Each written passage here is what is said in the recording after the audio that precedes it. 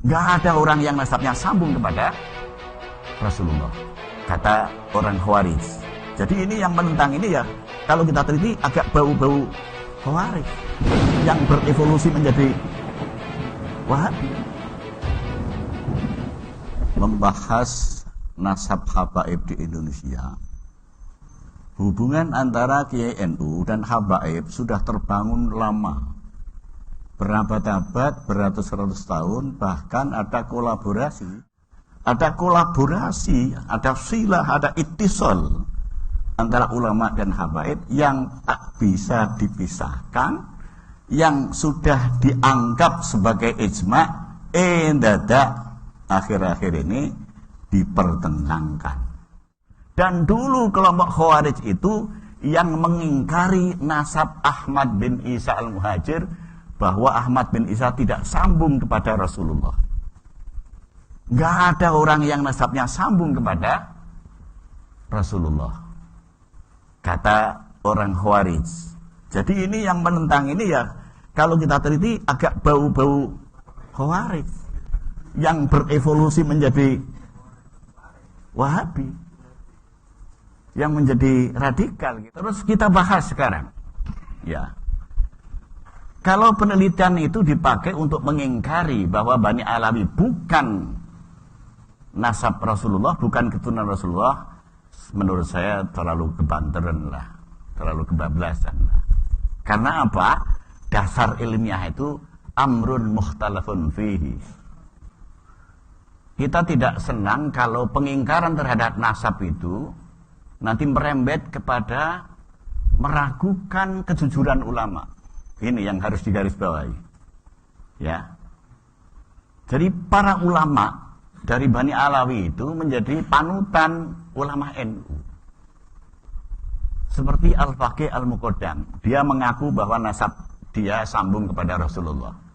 Kemudian dikuatkan oleh ulama besar yang menjadi wali kutub, namanya Abdullah bin Alawi Al-Haddad, yang punya Rotib Al-Haddad. Dia punya guru Umar bin Abdurrahman bin Nagil Al-Attas, punya Rotib Al-Attas. Dua-duanya mengakui bahwa kami adalah keturunan Rasulullah. Nah, pengakuan itu dibenarkan oleh ulama al-faqih al-muhaddis, ahli faqih ahli hadis Ibnu Hajar al-Haytami. Kitab Tuhfah yang menjadi rujukan kaum Syafi'i. Dibenarkan juga oleh Yusuf bin Ismail An-Nabhani, gurunya Mbah Hasyim Asy'ari. Dibenarkan juga oleh ulama-ulama yang lain. Ya. Jadi ada peran para habaib Bani Alawi kepada ajaran NU. Bahwa di dalam ajaran NU ada 3 iltizam. 3 keharusan. 1, harus mengikuti madhab fikih 4.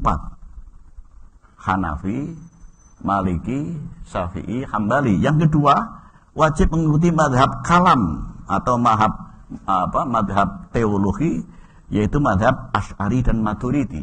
Yang ketiga, wajib mengikuti madhab tasawuf, yaitu madhab Junaid al-Baghdadi dan madhab al-Ghazali. Nah, keputusan Kiai Hasyim seperti ini dari mana? Dari kaum Bani Alawi, dari Bani Alawi itu.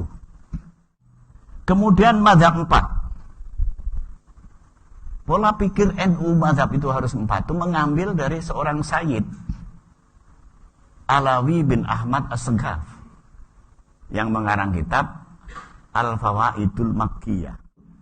Terus madhab yang tasawuf, madhab bahwa madhab tasawuf harus mengikuti siapa?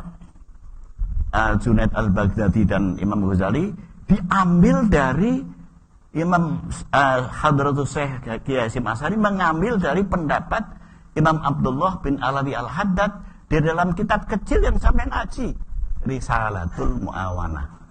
Penelusuran keilmuan ini menguatkan bahwa para ulama ini percaya kepada nasab habaib Bani Alawi. Kalau kita sudah meragukan ulama, runtuhlah keilmuan kita, jatuhlah sanad ilmu kita, hancurlah agama kita.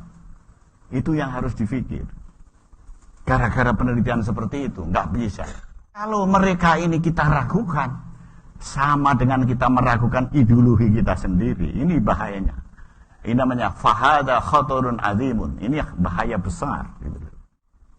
Kiai Hasyim Asy'ari dalam kitab Ziyadah Ta'liqat. Jadi NU itu didirikan dulu, dikritik oleh kiai di Pasuruan namanya Abdullah bin Yasin Al-Pasurwani.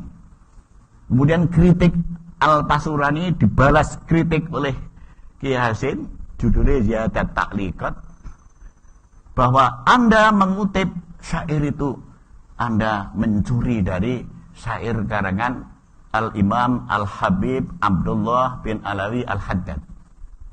Kiai Hasyim cetha nulis ngono kuwi. Berarti Kiai Hasyim ngakoni kalau Abdullah bin Al-Haddad itu Habib Bani Alawi sambung kepada Rasulullah, karena disebutkan Al-Habib, disebutkan Al-Haddad.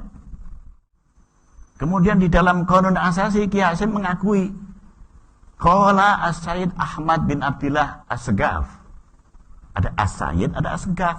Berarti ada ulama yang dulu ketua Rabithah Alawiyah namanya Ahmad bin Abdillah As-Segaf. Diakui oleh Kiai Hasyim. Di dalam kitab Risalatu Ahli Sunnah wal Jamaah, Kiai Hasyim sering mengatakan qala As-Sayyid Muhammad fi Syarhil Ihya'i.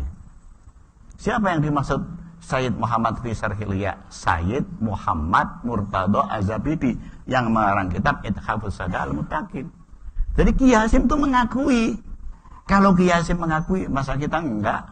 Masa kita ragu-ragu? Jadi wa yahrumu at-tashkiku fil ulama'i. Tidak boleh menciptakan keraguan terhadap ulama. Ya, bahaya ini. Bisa meruntuhkan ideologi, bisa meruntuhkan akidah.